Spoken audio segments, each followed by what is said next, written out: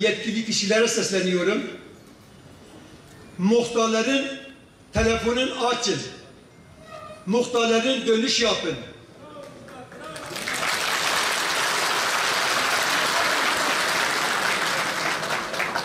Çünkü muhtarlarımız çok şikayet geliyorlar.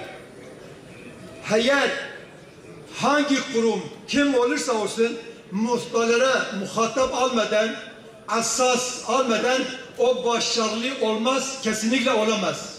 Barış Pınarı hareketiyle emperyalist güçlerinin bizi yalnız bıraktırarak bizi oraya bu şekilde müdahale etmeyi zorladılar. Ve bu müdahaleyi Türkiye Cumhuriyeti Devleti olarak bizim haklı ve meşru hakkımız olarak kullandık.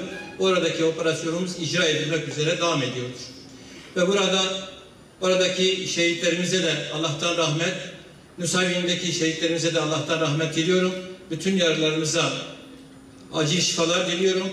Beni sabırla dinlediğiniz için hepinize de teşekkür ediyorum. Sayın Valime de geçen yıl aynı şekilde bu organizasyonu tertip etti. Bu sene ikincisi oldu. Kendisine de teşekkür ediyorum. Hepinizi Allah'a emanet ediyorum. Sivil, çocuk, kadın demeden oradan roketler sallıyorlar. Şu ana kadar 700'e yakın, daha fazla da olmuştu muhtemelen. İşte dün de ne yazık ki yine Cizre taraflarında Allah'a şükür şehidimiz olmadı. 3 tane yaralımız var.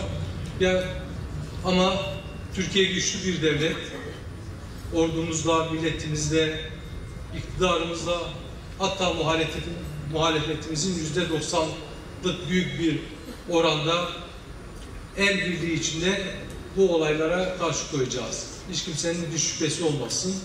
Ama son olarak yine de bu kadar muhtar varken hepinizden rica ediyorum. Tüm vatandaşlarımıza bu meselenin çok net ve tarafsız bir şekilde anlatılmasını istiyorum. Geçtiğimiz hafta yani 9 Ekim'de ülkemizi tehdit eden terör unsurlarına karşı Sayın Cumhurbaşkanımızın riyasetinde Barış Pınarı Harekatı'nı ülke olarak, millet olarak ve Türk Silahlı Kuvvetleri olarak başlattık bildiğiniz gibi. 11 evladımız, hemşerimiz, kardeşimiz Nusaybin'de, 2 kardeşimiz, evladımız da birkaç gün önce Kızıltepe'de, Suriye'den PKK, PYD, YPG'nin atmış olduğu, özellikle sivil yerleşim yerlerine, sivilleri gözeterek atmış olduğu alan toplarından şehit olan kardeşlerimiz var. Onlara Allah'tan rahmet diliyoruz. Gazilerimiz var, yaralılarımız var. Aşağı yukarı 80'e yakın. Çoğu ayakta tedavi gördü ve çıktılar. Birkaç tanesi operasyon geçirdi. Onlara Allah'tan şifa diliyoruz. Mardin'e, Mardin hemşehrilerime sabır diliyoruz ve hepinize saygılar sunuyoruz efendim.